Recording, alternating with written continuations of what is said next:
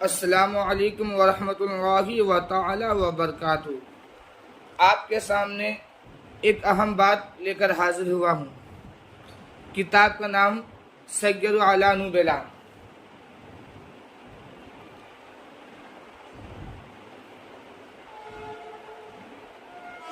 اس کے راوی حضرت حسن بصری رحمۃ اللہ علیہ ہیں۔ جب حضرت علی کرم اللہ وجہ الکریم کا خلافت کا دور تھا، خلافت کا زمانہ تھا، نئے فتنے جنم لے رہے تھے اور ایک فرقہ بھی پیدا ہو رہا تھا۔ وہ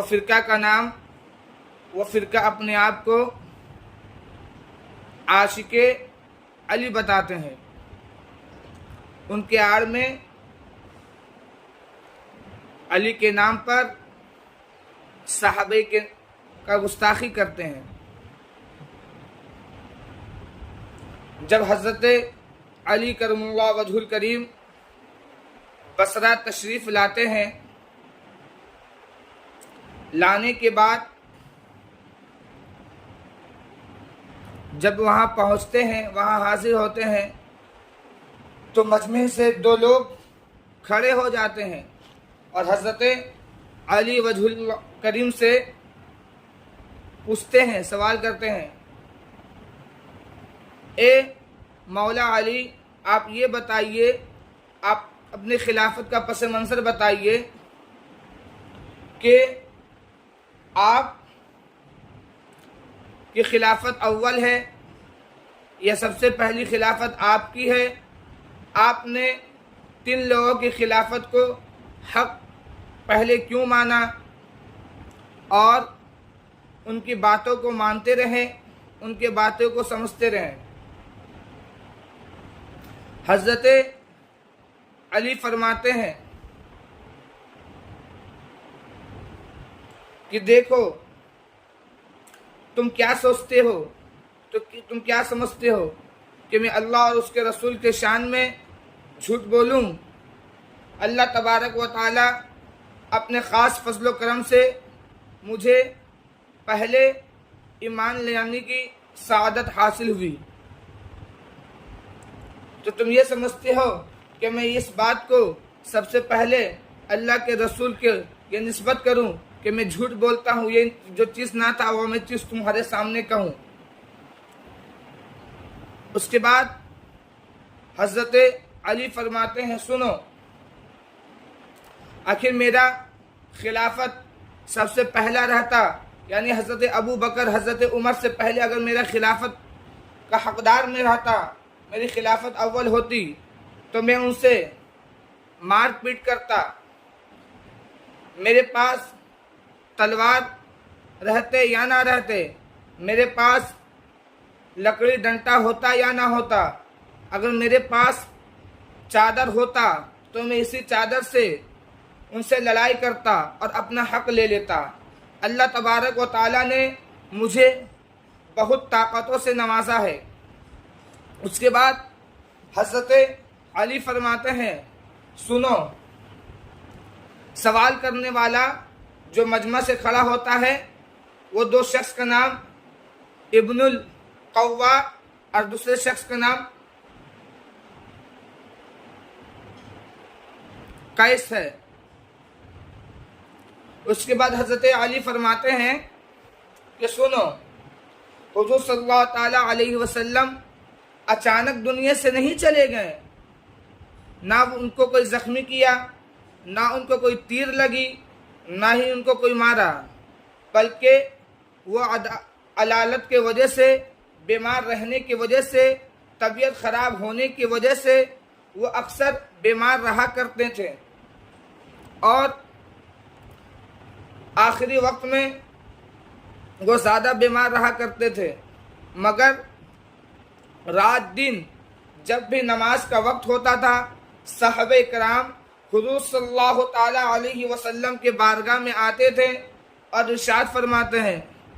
اے آقا، آپ نماز کے لیے تشریف لے چلیے، سارے صحابی آپ کا انتظار کر رہے ہیں۔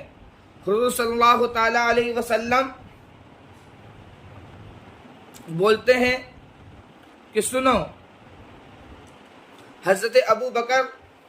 صدیق رضی اللہ تعالی عنہ کو نماز پڑھانے کے لیے کہتے ہیں۔ پھر جب نماز کا وقت ہوتا ہے، پھر صحابہ کرام آتے ہیں،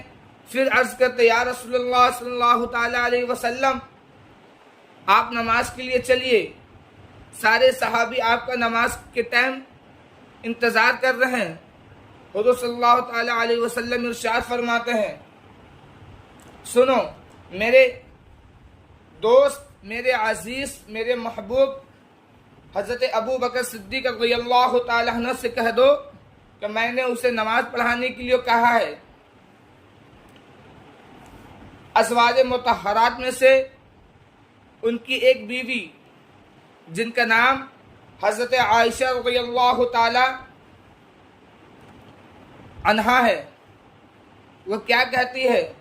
حضور صلی اللہ تعالی علیہ وسلم سے جا کر کہتی ہے، اے آقا نامدار، مدینے کے تاجدار، آپ صدیق اکبر کو نماز پڑھانے سے پھیر دیجئے۔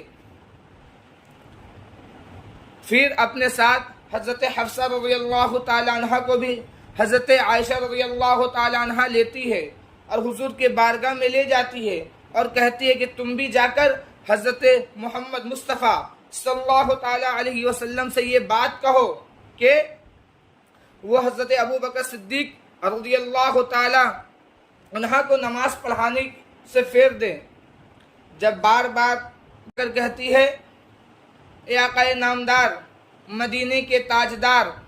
آپ صدیق اکبر کو نماز پڑھانے سے پھیر دیجئے۔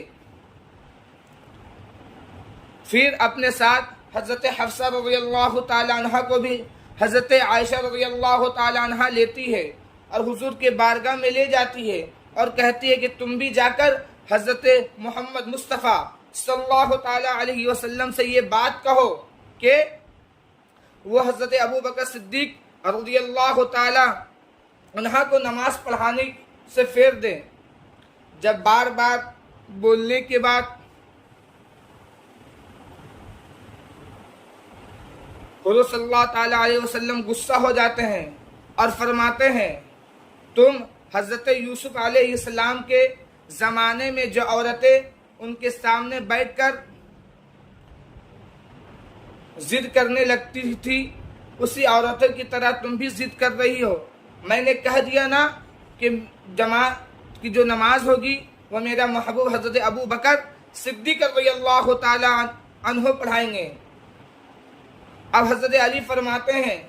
کہ میں حضور صلی اللہ تعالی علیہ وسلم کے سامنے تھا، میں حضور صلی اللہ تعالی علیہ وسلم کے پاس بیٹھا تھا، میں حضور صلی اللہ تعالی علیہ وسلم کے قریب تھا، مگر حضور صلی اللہ تعالی علیہ وسلم نے میرے طرف ایک بار بھی نہ دیکھا، میرے طرف ایک بار بھی توجہ نہ کی، میرے طرف ایک بار نظر نہ کی۔ اور حضرت علی کریم اللہ وجہ الکریم ارشاد فرماتے ہیں، سنو سنو، میں وہاں پر موجود تھا، حضور صلی اللہ تعالی علیہ وسلم تو میرے مقام کو بھی دیکھ رہے تھے، میرے مرتبہ کو بھی دیکھ رہے تھے، مگر دیکھنے کے باوجود بار بار حضور صلی اللہ تعالی علیہ وسلم کے زبان پر ایک ہی تو نام تھا، وہ نام کو کیا نام تھا؟ اس نام کو دنیا والے حضرت ابو بکر صدیق رضی اللہ تعالی عنہ کے نام سے جانتے ہیں۔ میں وہ شیعہ رافضی کتوں سے پوچھنا چاہتا ہوں، تم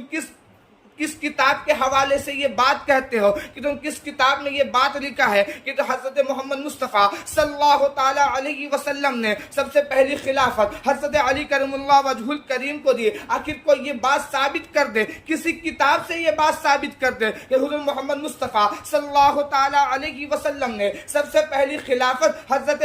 علی کرم اللہ وجہ الکریم کو دے دی۔ تم میں اس سے منہ مانگا انعام دینے کے لیے تیار ہوں۔ آپ کو میں بتاتا چلوں، حضور صلی اللہ تعالی علیہ وسلم کی